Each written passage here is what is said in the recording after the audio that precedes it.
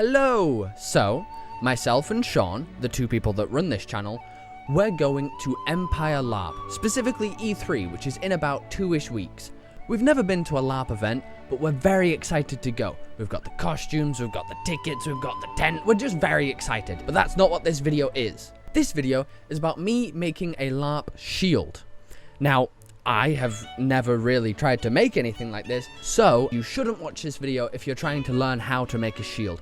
Because hey, I don't know! It took a lot of patience, and a lot of skill, and a lot of help from my dad.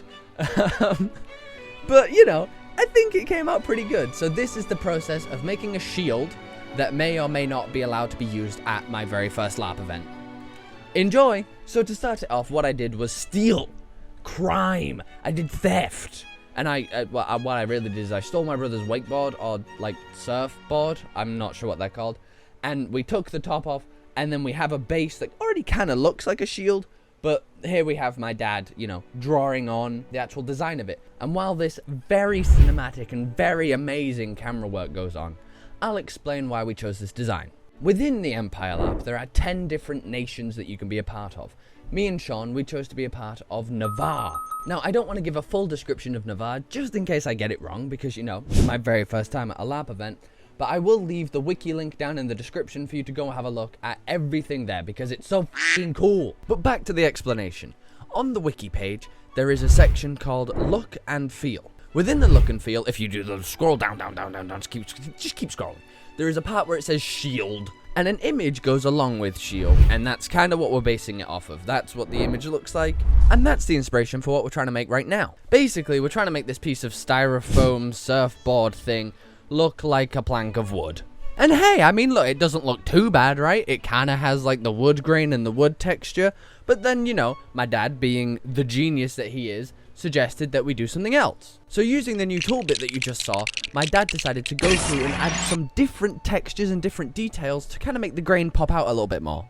And honestly, I think this was a really fucking smart play. Also, yes, it's been longer than 2 minutes, so I'm allowed to swear in my own video now. But yeah, I think this was a really smart play because in the end, you'll see in a few minutes, it helped so much. If we just had those basic lines, it wouldn't have looked like wood. But everything that he does, all the little knots, all the little grooves, and I don't know what else you'd call them in wood, it worked really well when I got to painting it. And now here comes the fun part. As you just saw, we switched it over again to the fucking hack and slash device. I don't know what you'd call it. Basically, it cuts through it really good.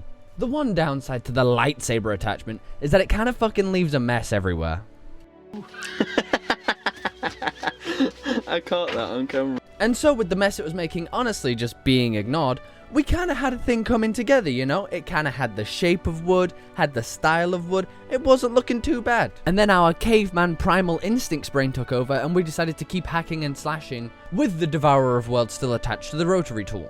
Which at first, it kind of felt like we were going maybe too much, but honestly, looking back on the whole project, this was the most necessary part. In fact, sometimes I wish that we kind of went more over the edge with this. And so we had our base for a shield. And I'm just going to take a moment here, because I know my dad is going to watch this video, to do a huge thank you. Thank you very much, Dad. I really do appreciate all the help and all the support for this and being able to use your tools and you doing it for me and basically showing me how it's done, even though neither of us had any fucking clue what we were doing. So thank you very much. Back to the video.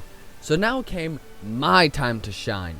And I say shine in the most dull, rusted, watered down way possible. Because while I did go to school and college for art, I'm not very good at it. In fact, I haven't painted anything in a good few years. Like, a good few years. But, you know, even then, I don't think this was terrible. I don't think I did a bad job.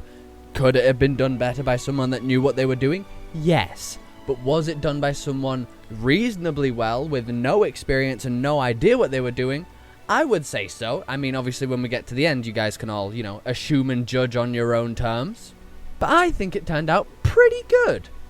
Now, what I really should do is kind of take this moment while the painting montage is going on in the background. Yes, I am using now a slightly more greener paint to try and give it, like, you know, the more naturey vibes. To talk to you about what me and Sean have decided to do for the LARP, like characters and things like that.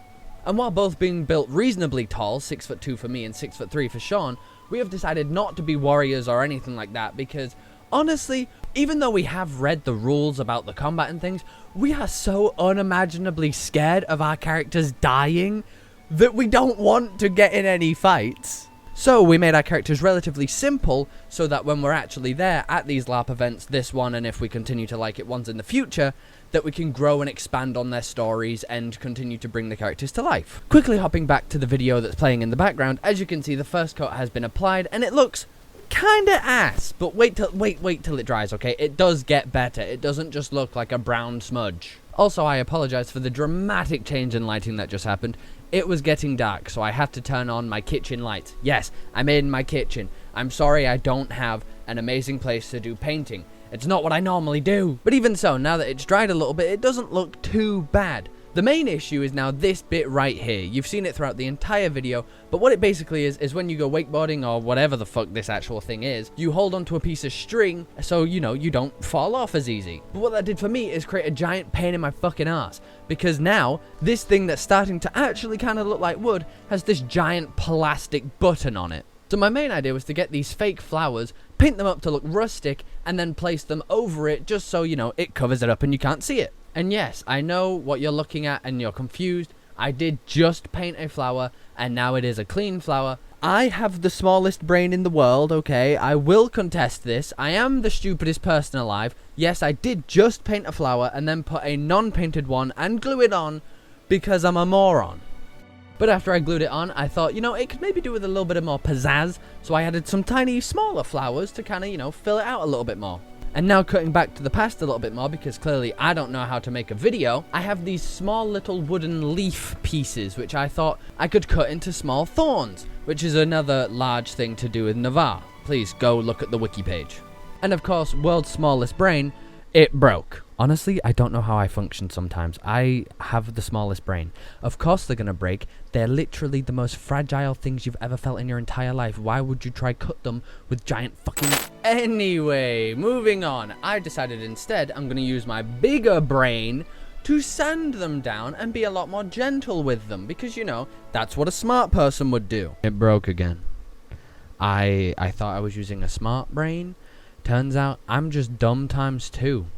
So, moving on. So this time I actually used the smart part of my brain and I used a knife to try sort it. What am I talking about? What am I saying? Of course it didn't work. Of course it didn't work. It's me. Why, God? Why do you let me do these things? Yes, it broke again. Okay, I'm stupid, I'm dumb, we all know, it didn't work, nothing I did worked. So my grand, giant, massive brain solution was that I'm just gonna fucking leave it alone. They're flowers, they're leaves, it works, leave it alone. I'm not making them into thorns, they are leaves. The end of story, that is what I did. Yes, I gave up, but in a smart way. And I must say, it didn't turn out too bad, okay? Giving up sometimes is the correct solution. It's what we need to remember sometimes in life. Giving up is not always giving in. However, what you're about to see completely negates what I just said, because after I finished that and I had a look, turns out I hated the way the flowers looked and I think they looked really dumb and stupid. So I ripped them off. And what I did instead is I decided that I'm going to just tie a rope, as you're watching right now, kind of twizzle it around a bit and use that to cover it up instead. This would also give me a place to like hold the fucking shield. So, you know, I'm actually starting to use my brain. For once. But as I'm using one half of my brain, the other half of my brain has to stop working. So right now I'm gonna sit here and just...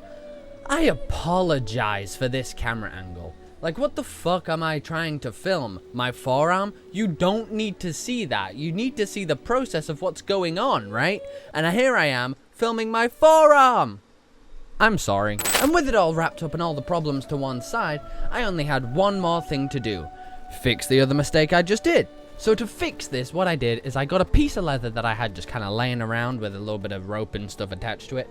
I layered it together, well, folded it really, glued that shit together, made it into a pocket, and then kind of just slapped that thing on, and it kind of covered it pretty well. Now, of course, because as this video has shown, I am very clumsy and stupid, and I could say a million things stupid about myself, okay? But basically, I burnt myself.